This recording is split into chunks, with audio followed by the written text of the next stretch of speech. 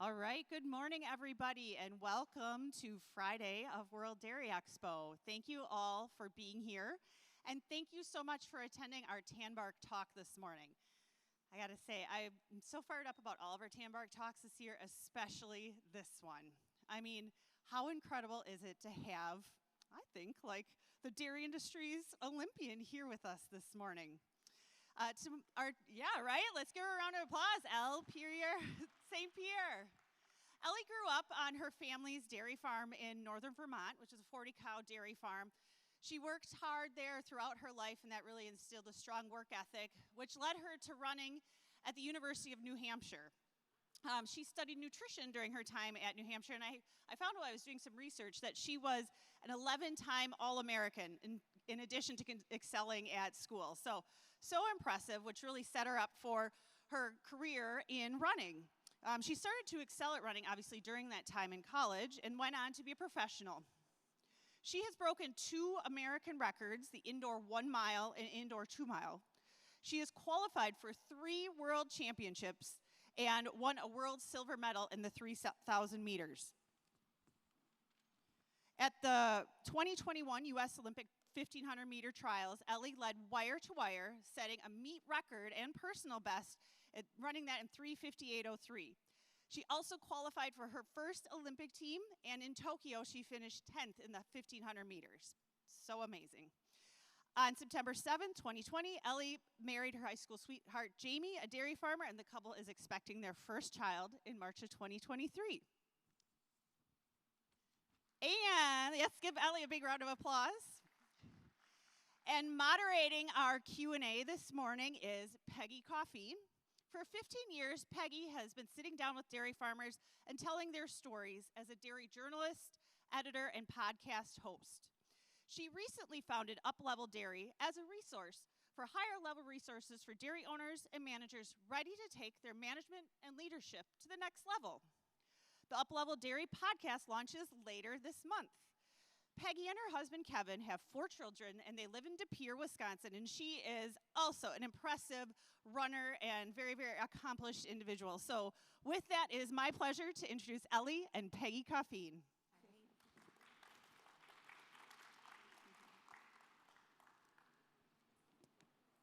Thank you so much, Laura. And as we get started here this morning, we are going to turn our eyes over to the screens for a video so you can get a glimpse of Elle in action. Keep an eye on Nikki Hiltz. You know, Hiltz has looked so good through the rounds. They've run clear and smart, and they've given themselves a great shot at this Olympic. Let's go, women's 1,500 meter final. Think he's posting about all that ancient Roman coinage? No. He's seizing the moment with Merrill, moving his money into his investment account in real time. And that's how you collect coins. Your money never stops working for you with Merrill, a Bank of America company. And there is very little wind. Oh, there's some pushing and shoving. And Elle St. Pierre has a look around as she got pushed off track. Oh man, that is so distracting. You know, now there's a lot of bickering. You know, I was worried this might happen. You have so many incredible women, and they all are good finishers.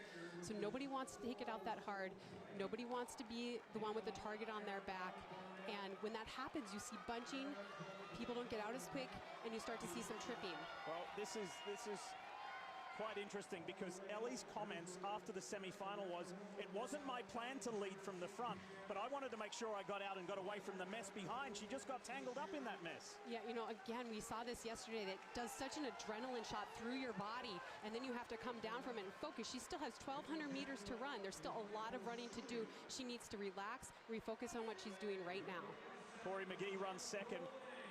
Hip number 5 there, Corey, who has been training with Joe Bosshard. That's Emma Coburn's husband. She said that Joe has got her to the highest fitness level of her career. She is the best she has ever been. Let's see if that translates to an Olympic berth. You know, Joe Bosshard really pushed her on her mileage and her strength, and that's hoping to pay off today. We see right behind her Danny Jones, who she trains with, the University of Colorado 4-time NCAA champion, and right behind her is Nikki Hiltz. Hiltz ran, you may remember, at the 2019 World Championships in Doha, Qatar. That was great experience for Nikki. We see right behind Nikki, we see Sinclair Johnson and Shannon Osiko have both had really great years this year.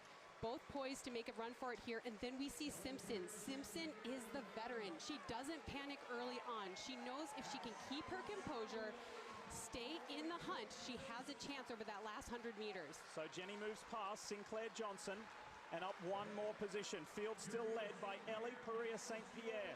The real ignition point for St. Pierre was last winter, early 2020, when she broke the American record in the indoor mile. That was a real turning point of her career, a real point of self-belief that she was at that elite level. And look at her run now. You know, Elle St. Pierre is not messing around here. I talked to her coach, Mark Hugud, who told me she might take this race. She didn't want to leave anything up to risk. She felt comfortable leading from the front. We saw her do this in Mount Sac earlier this year, and he said that was all planned in preparation for this moment right now. Corey McGee ahead of Danny Jones. These two train together. Shannon Osika there in the blue and green. Shannon's come up into the top 4, and they've broken away from Jenny Simpson and Nikki Hiltz. You know, it's so hard to run from the front like this, like St. Pierre is doing. But one thing I'll say about her, she is able to squeeze down the pace slowly and surely without any tell on her face or her body. She always looks so composed. So she might be squeezing it down, and you don't even realize it. As we see, a gap is opening up between them and third place. Here we go. It is one-on-one. Elle St. Pierre up against Corey McGee, the 29-year-old from Mississippi. They have broken away from Shannon Osika. This is the race of Corey McGee's life. She has wanted this so bad. She has not made a U.S. team since 2013, and she is determined to make this happen today. They've met the Olympic standard. The two ladies up front. So has Shannon Osika, by the way, who runs third. But it is St. Pierre up against McGee in the Olympic trials in the women's 1500. Top 3 get a berth to Tokyo. Osika has lost that third spot. Elle St. Pierre has now broken away. She's in a league of her own in this race, and she's going to become an Olympian. Elle St. Pierre is off to Tokyo, winning the women's 1500 in 3:58.03. It's tight for that third spot. Osika's going to miss out. I think it may have been Helen McLean. Helen McLean got into this race on protest. She finished outside of the capabilities to advance to the final, and she protested her way in. Now she just placed top 3 at the Olympic trials. St. Pierre, Corey McGee, and Heather McLean, the top 3.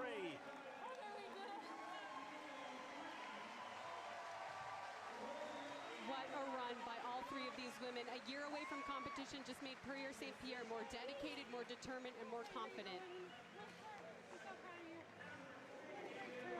Let's go back to the start of this race and the physicality in the open. All right.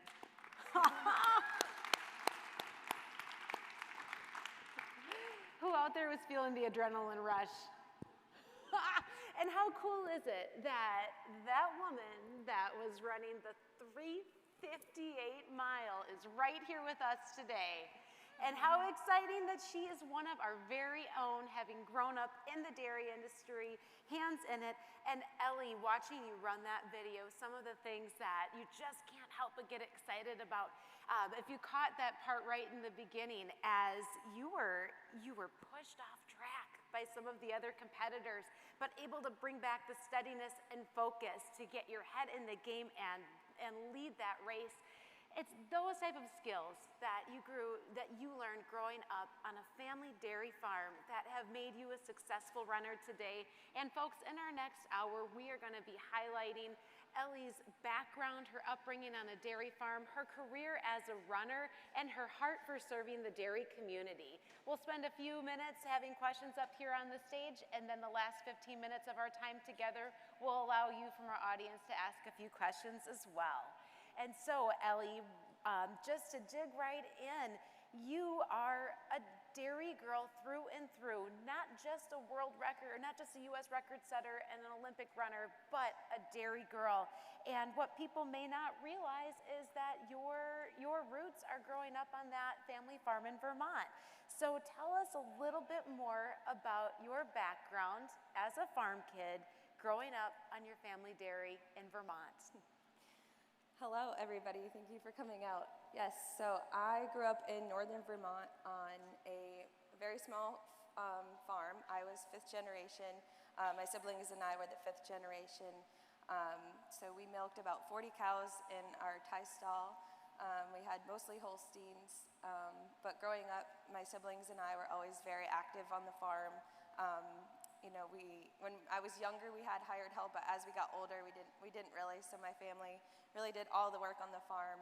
My chores mostly consisted of taking care of the heifers. And then when I got older, I was doing some of the milking, always before school, and sometimes after school. I played a big role in helping put up hay during the summertime. We had square bales, so I really think a lot of my strength came from throwing those square bales in the summertime, you know, being up in the hay barn when it's really hot and miserable, and you still gotta get the hay in. I really think a lot of my strength came from doing things like that. But I also, you know, had pigs growing up, and I was heavily involved in 4-H. So this is actually my second time coming out to World Dairy Expo. I came out when I was in high school with my 4-H group. We did the 4-H National Dairy Conference.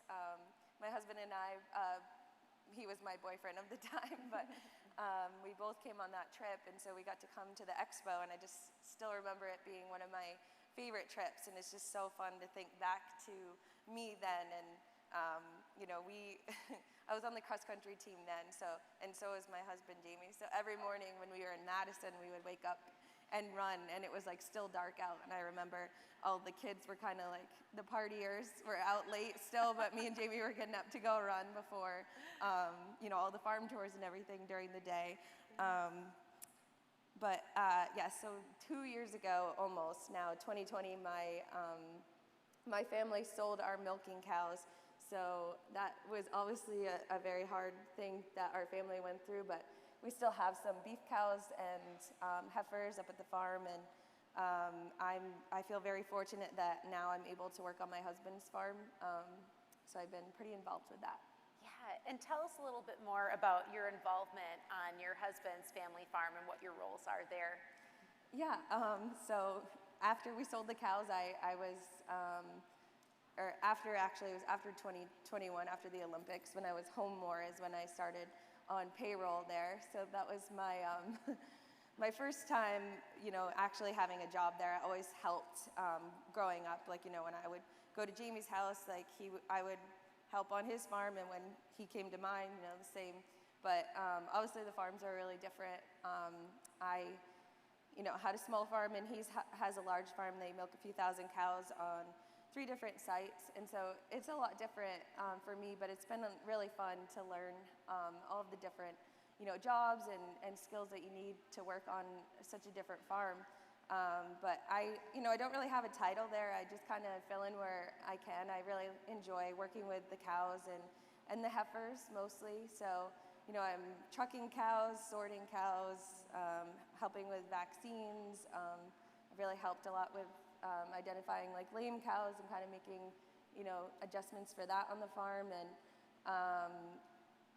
you know, it's been really great. My husband and his brother are starting the transition to take over the farm, take over ownership of the farm from their parents, and so that's been kind of ongoing this year and into next. So, you know, it's really exciting to be a part of it. And Jamie went to Cornell and studied dairy, and so he's brought a lot back to the farm and made a lot of changes. And so it's, you know, it's just fun to see him in his zone and, you know, see what he can do. It's really awesome. He's kind of just like a jack of all trades, where he kind of likes to work with the cows, but he also, you know, manages people, and you know, he does help with cropping because he likes it. But you know, he recently, you know, kind of helped design the new feed center at the farm, and that's been really awesome and a great resource at the farm. And he also helps with sugaring and stuff, and so sugaring's been a really big part of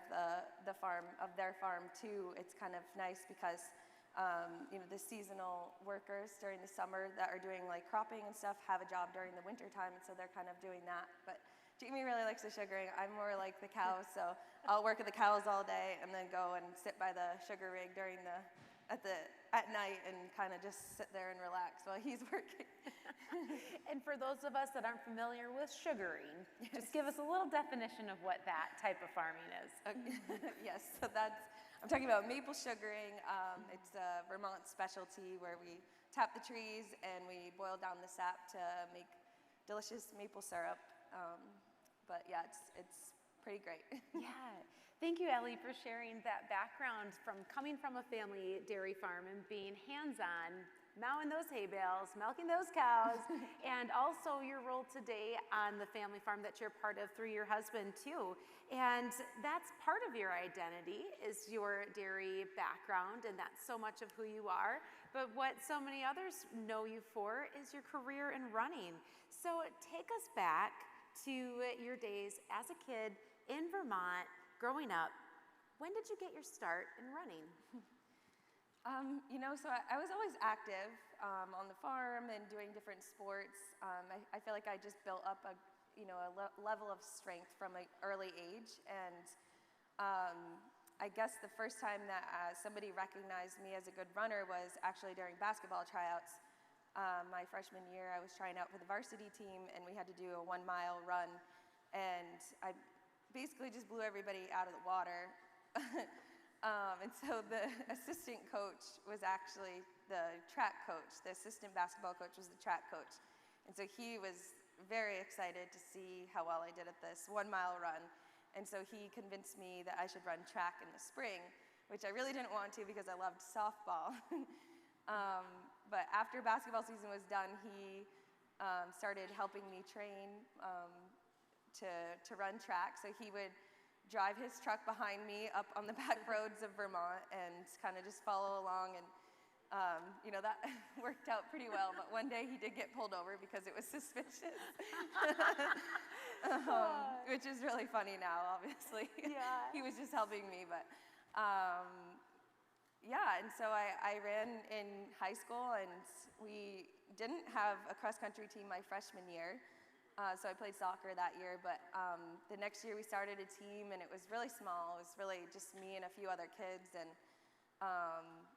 I did track all 4 years. And honestly, I didn't love running in high school. Like, I was good at it, and I felt like people expected me to run.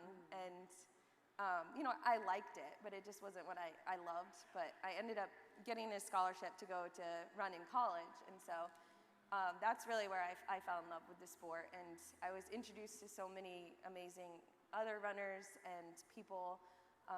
That's where I really started to excel, and it was after I won a national championship that I was starting to be recruited to run professionally, and I just that. Yeah, and so Elle, that is such a great story of hearing how you got into running, started to uncover this talent. One of my favorite parts of your running story is that you referenced being on the track team, but in your small Vermont town, you guys actually didn't have a track, right? Yeah. So you really were out there like running those back roads of Vermont and getting those extra hill intervals, and I'm sure because that's how the roads are. But that really set you up for that endurance and that stamina to take your running to that next level. And so you then became a professional runner, a career runner.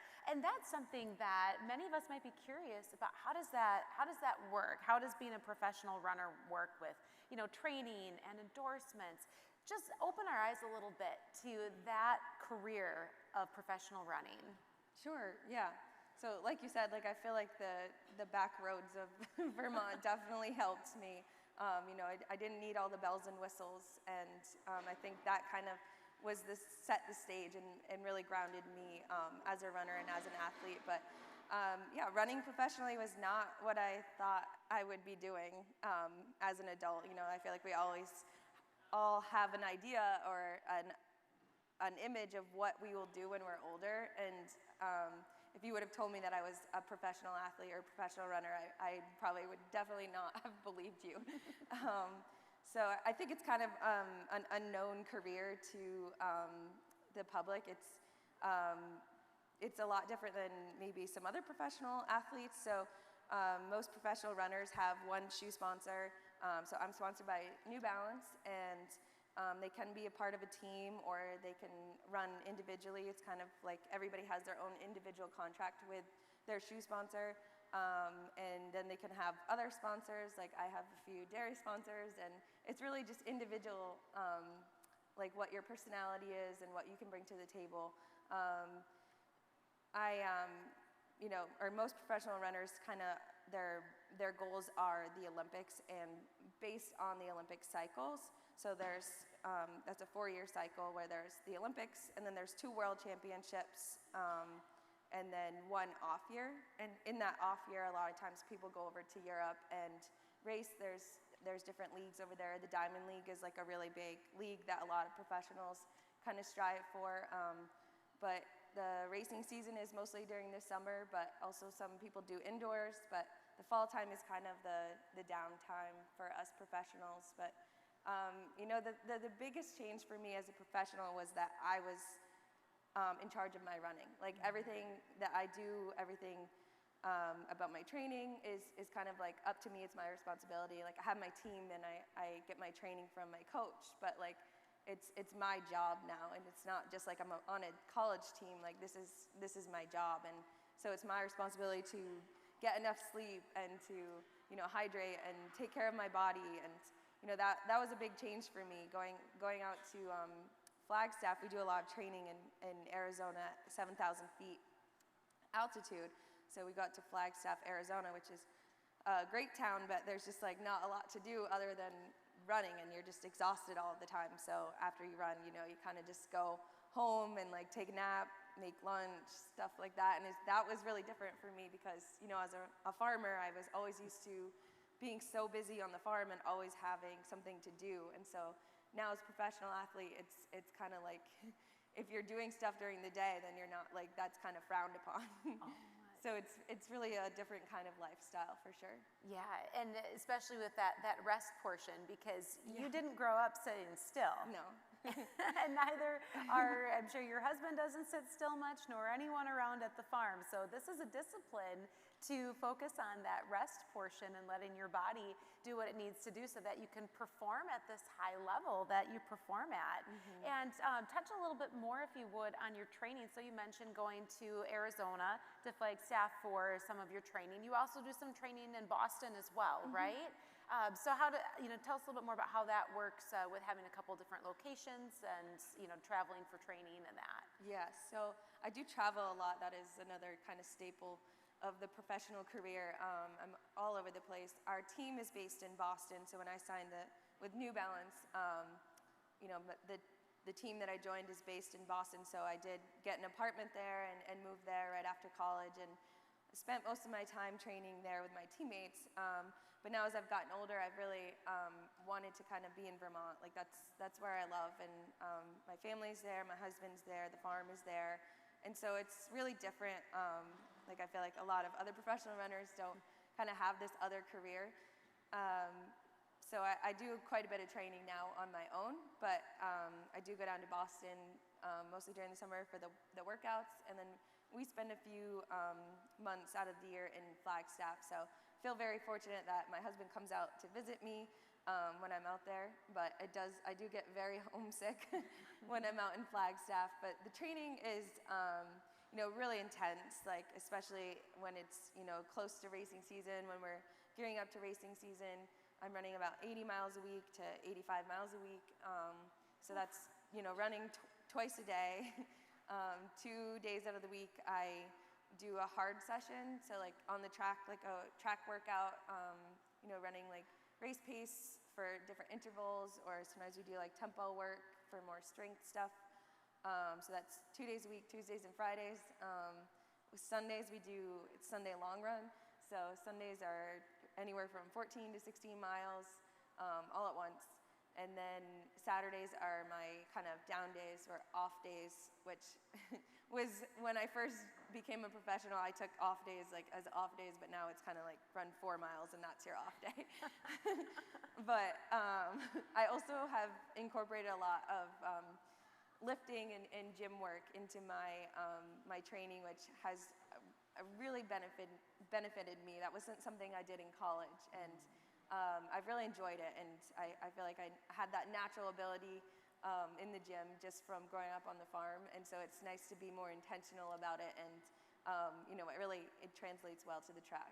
Yeah, so you bring that stamina that you learned growing up on the farm to the endurance that you put into your training and on the track and in the weight room.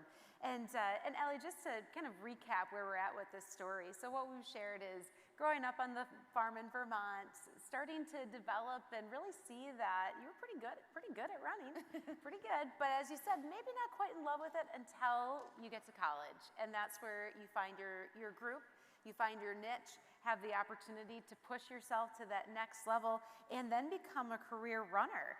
And at what point along this journey did the Olympic dream start to build inside of you? You know, it's hard to like pinpoint which time I think that it became a realistic goal. I think it was kind of just building and building throughout my career. Like every year I got a little bit better, and so it became more realistic. One thing that really opened my eyes was I ran in the 2016 Olympic trials, and so qualifying for that meet was a really big deal for me. I was just, you know, so excited. I qualified in the 3,000 meter steeplechase, and when I got to the Olympic trials, I was kind of toast. I had a long season. Running in the NCAA is a lot different than running professionally, so like by the end of the NCAA season, I was kind of just really tired.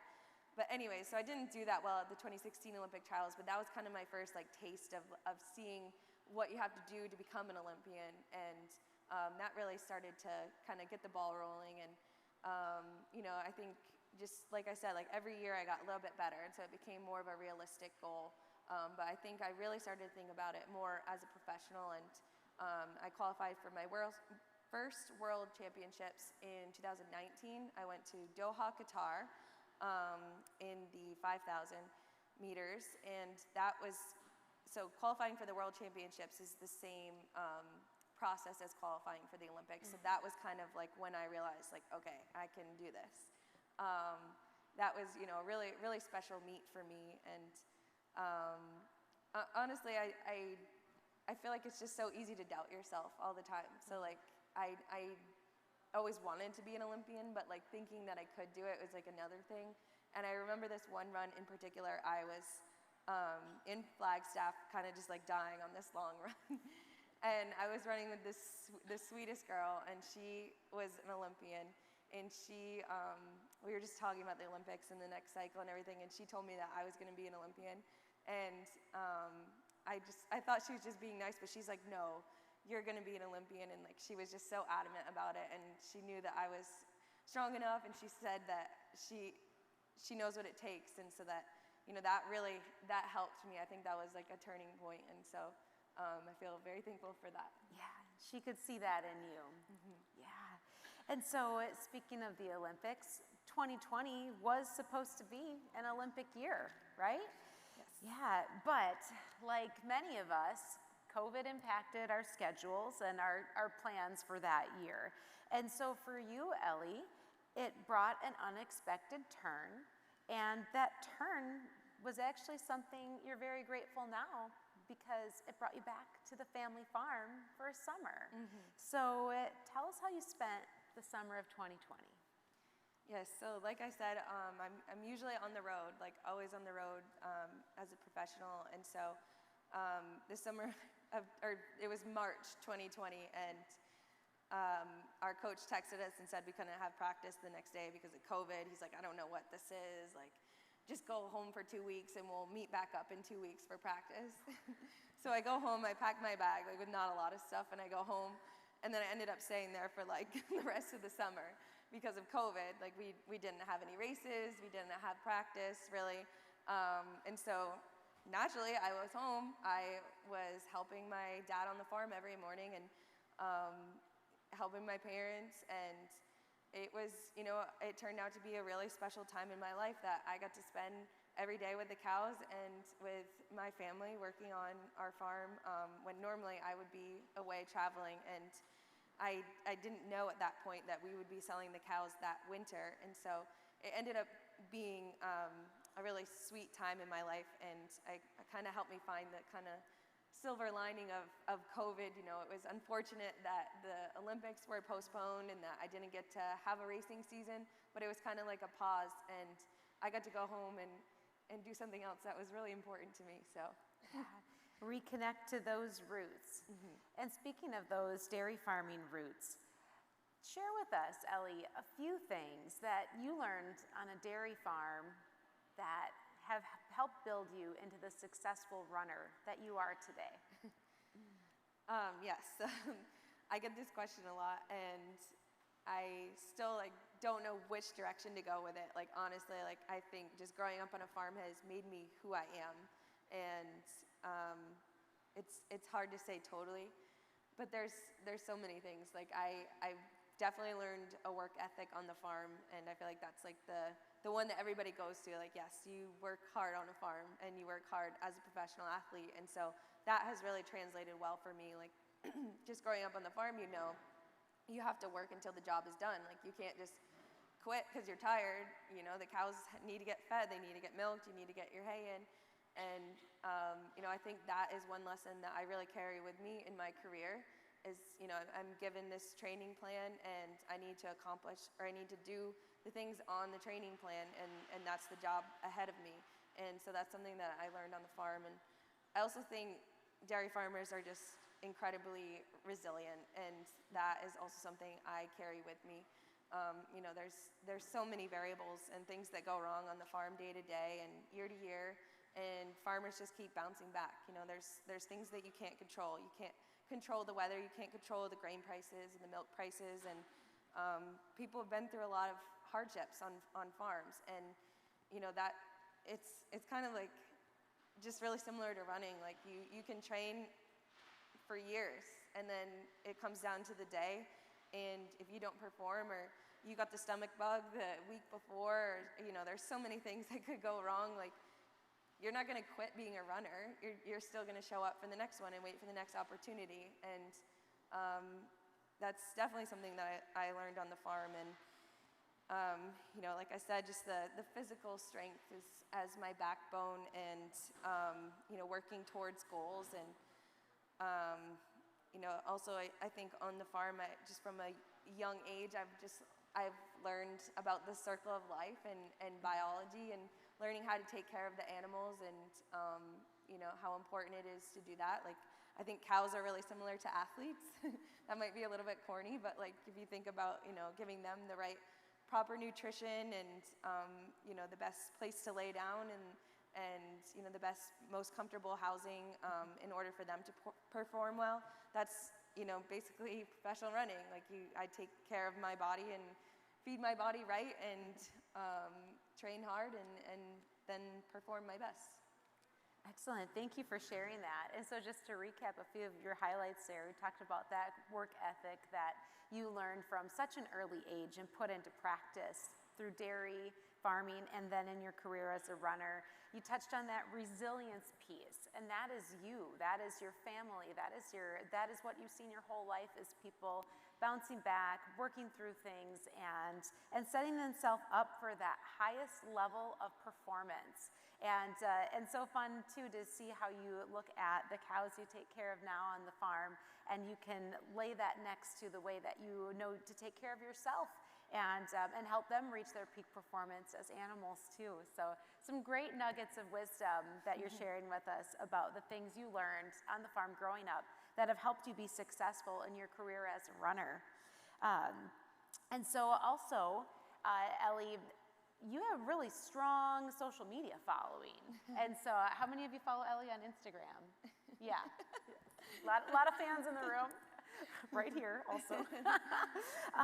And so what you might see if you follow Elle is that not only does she share about her running career, but you have been just an advocate for dairy nutrition and for sharing the story of dairy farming as well. So speak a little bit into how you use social media as a platform for telling the story of dairy farming and dairy being a part of nutrition and a performance diet? Yeah, I try to use my social media the best that I can to advocate for the industry. I'm always looking for tips from anybody, but I really just try to be myself, and I think naturally that is telling my story and talking about what I do on the farm and talking about my experiences. I think that's really important to me, to be authentic and to give my story and my side of the dairy industry, and I think that really resonates with people. They like to connect with somebody that they know or somebody that they like and see what they're doing. And so, you know, it's a tricky thing. I think we all probably know about dairy in the media sometimes, you know, is misrepresented, and so I think it's just really important for all of us to use our voices and to, you know, tell them what we do and tell them what we're a part of, because I think the dairy industry is really amazing, and it's something that people don't know a lot about, like the general public. It's kind of like professional running. People don't know that much about it, and so we have to tell our stories. But yeah, I do like to talk about just the things that I do on the farm and dairy nutrition. I genuinely drink milk after most of my hard workouts, so chocolate milk is my go-to. I think it's, you know, it's naturally just filled with all of the things that I need after a hard workout. It's got the right ratio of carbs to protein. It's got electrolytes and calcium, and honestly, like being pregnant, I crave milk all the time now, so I've been drinking even more milk, and I'm a firm believer that, you know, your body kind of knows what you need nutritionally. So like if I'm craving salt, that probably means I need salt. If I'm craving sugar, then it probably means that I need more energy. And so I think if I'm craving milk, that means I need those extra nutrients and calcium. So yeah, I think just as an athlete and as a dairy farmer, it's worked out pretty well for me to kind of be on both sides of the industry. Yeah. And on behalf of our industry, thank you for sharing the stories that you do. We couldn't be more fortunate than to have you as an advocate, as an athlete, a high-performing Olympic-level athlete that's out there telling dairy stories and also bringing in the way that you use dairy nutrition to fuel your body and fuel your performance. And you work with quite a few different dairy organizations to promote dairy in what you're doing. Share a little bit about some of the groups that you work with, Elle. Yeah, it's been great, honestly, just like networking in the industry. I've worked with DFA and Agrimark. So my farm used to sell our milk to Cabot, or to Agrimark, I mean, and so I have done a sponsorship with Cabot and DFA, which is where my husband's farm sells their milk to now. I've also worked with Milk Pep and Northeast Dairy. So, you know, I've kind of just got some bigger sponsors and smaller sponsors, but it's really fun to like work with different groups. Yeah, and thank you for doing that. Mm-hmm. It's a benefit to all of us. And so as you look towards the future, Elle, we know that you have some exciting things happening in March with the arrival of your first little one for you and Jamie. But when you look ahead, what does the future hold for you as a runner and also as a dairy farmer? You know, so this year, yes, I'll be focusing on my pregnancy and bringing this new life into my world. So we're due on March 2nd. Very excited. After that, you know, it's hard to say how long I'll need for recovery. I'll probably take a few weeks off of running. I've been running so far through this, and you know, but the goal is to just gear right back up into training. I'll take the time that I need, obviously, and be diligent about coming back into you know, heavy training and everything. But I plan to, you know, probably have a small season in the fall next year, and then get ready for Paris 2024. So, woohoo! Yes. Well, I'll be cheering you on for Paris 2024. Oh. Yeah, and so we're going to go to Q&A in just a moment here, but before we turn the mic over to our audience, one of my last questions for you, Ellie, is this. And so I know that out here today, here around the grounds at World Dairy Expo, and out there to people that are listening to you on this stage in this moment, that there are some young dairy girls growing up on small dairy farms, in tiny little towns, in schools that may not even have their very own track, but there is an Olympic-sized dream in their heart. Maybe it's to run in the Olympics like you. Maybe it's to walk a cow across those colored shavings next door. So what advice, what wisdom can you share with those other young women out here in the dairy community that have their very own Olympic-sized dream? Well, there's a lot I would like to share with them, but I'll try to summarize. Honestly, I think, growing up in a small town is an advantage. Just the pride and the support that you have from growing up in a small town is something that's different. And being a part of this industry, whether that's growing up on the farm or just being a part of the community, I really believe that it sets you apart and it gives you an advantage. Like everything that I was just talking about that I learned growing up on a farm, that's all a part of you too. And you can really use that in your career and to chase your dreams. And like, just growing up in a small town, you have to come from somewhere, right? That's what my coach would always say. And he's given me a lot of great advice that I would now give to, young girls and young women. I think I had a unique story, entering the running career into my running career. And it's really, it's hard not to compare yourself to other people all the time. And, like in running, like you're always like, how many miles are you running like during training and like during the year and like what times and everything. It's really easy to compare yourself all the time. But I honestly just think that people should embrace what they're doing and see what they're doing is different and it's unique and it works for them, and that there's not just one road to take to become successful in your career. So like I think people should just be themselves and be proud of that, and that's some advice that has really helped me.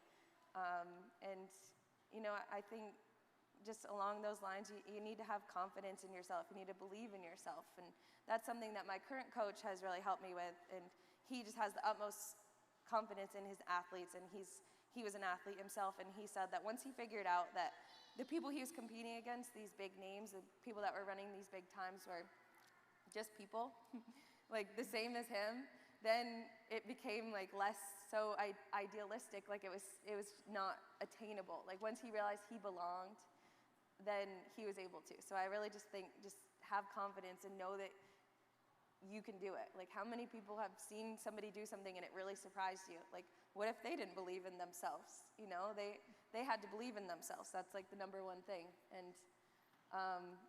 I also just think you need to work your butt off. Just figure out what you like, figure out what fuels you, and work your butt off. But also, finding balance in that and not overdoing it. I think something that's really helped me in my career is the fact that I've had 2 careers. I didn't put all my eggs in one basket, and that I think that's kind of takes the pressure off a little bit. Like before a big race, I'm like, if this doesn't go well, you know what, my family still loves me, and I have the farm at home, and I think it's just really helped me find balance in life, in that you have different things that you're good at, and if you want something bad enough, then it will happen. Yeah, it's that perseverance. Mm-hmm. And thank you for setting an example for so many of us and so many, especially young women in our dairy community, to see where they can be, because we've been able to see the example of you, Ellie. Thank you. And so now we actually do have the opportunity to take a few questions from our audience, and I believe Ashley's got a mic that she's running here. So are there any questions that you have for the dairy farmer and Olympic athlete that's on the stage today? Oh, we've got one in the front. What are some of your favorite ways to connect like dairy and agriculture and health and running? My favorite ways to connect them? To kind of connect the two, like your 2 passions that you have. Yeah, so I'll repeat for you. So Whitney, that was favorite ways to connect dairy and running. Yep. Yep. Correct. Well, I think it honestly just happens naturally. You know, I feel like the strength that I had growing up on the farm has really translated well for me as an athlete, and now like as a runner, I always refuel with milk, and so it kind of just like goes hand in hand. But it is pretty cool to be on social media and to be able to, you know, educate people who follow me for my running about the dairy industry. I think that's one really great way to connect the two different communities and worlds.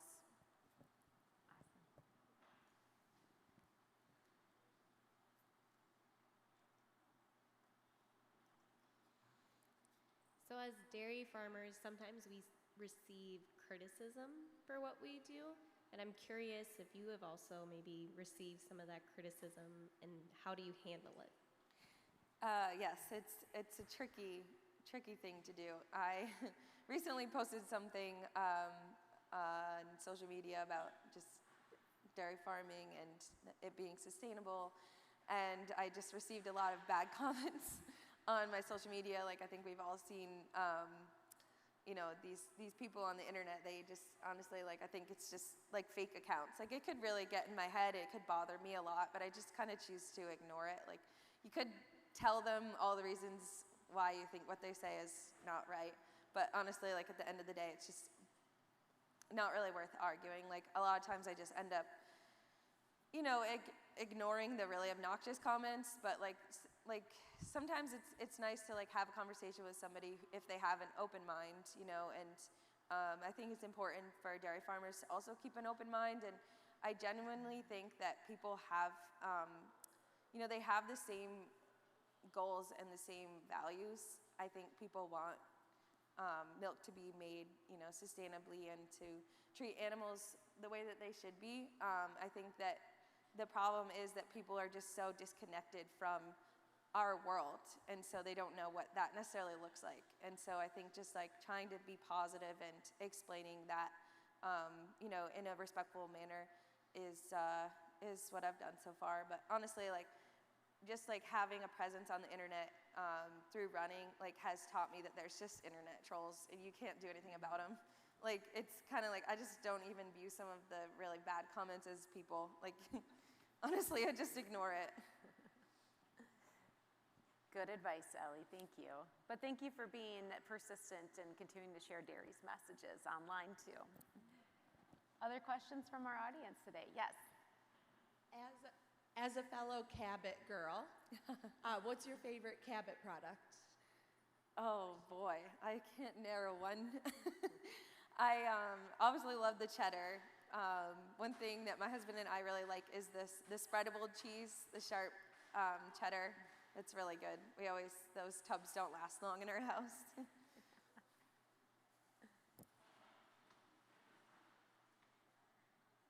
We're familiar with professional athletes as far as football and basketball and how they're compensated. I'm curious how you can make a living other than endorsements and speaking engagements. As a runner, are you compensated for winnings, and how do you use that in supporting the finances of all your training? Yeah, so I have a salaried contract with New Balance, so that's majority of where I get paid. But I also have other sponsors, and you know, I think most track athletes don't get paid what they should. It's kind of like farming, but it's a lifestyle. You love it and you do it. You know, I've done pretty well, so I'm pretty happy. But yeah, it's mostly from my main sponsor, and then I have the other sponsors. But and another question in the back. Over the last couple of years, we've seen a big spike in professional athletes starting to shift towards plant-based diets.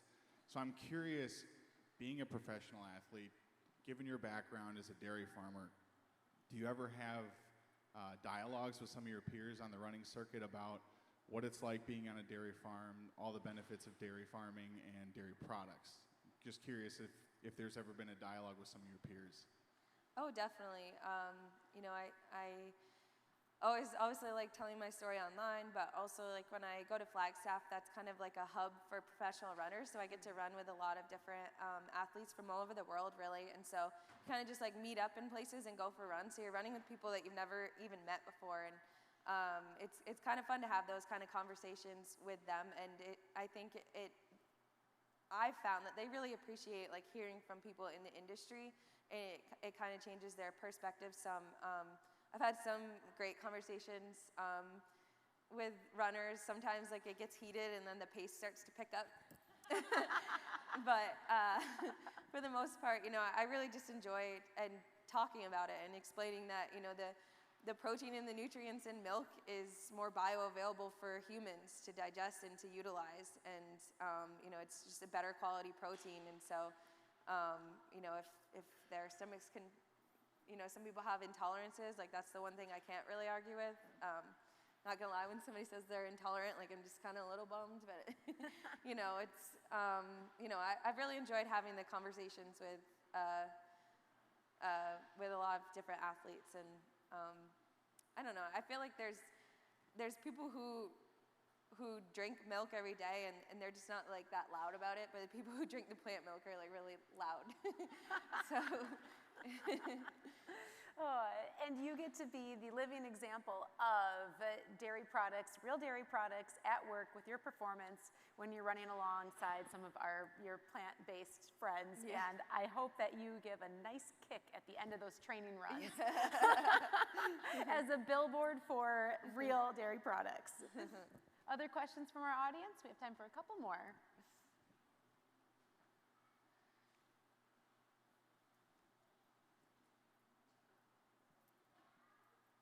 Hi, Elle. Congratulations to you on all of your accomplishments and your upcoming baby. That's so exciting.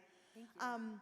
I loved watching the race clip from the Olympic trials that they had at the beginning. I remember watching you when it happened, and I just would like to hear you in your own words talk a little more about how it felt making that team, and then your teammate Heather making it with you. It was just fun to watch you guys up there. So just talk about kind of some of your joyful memories of that.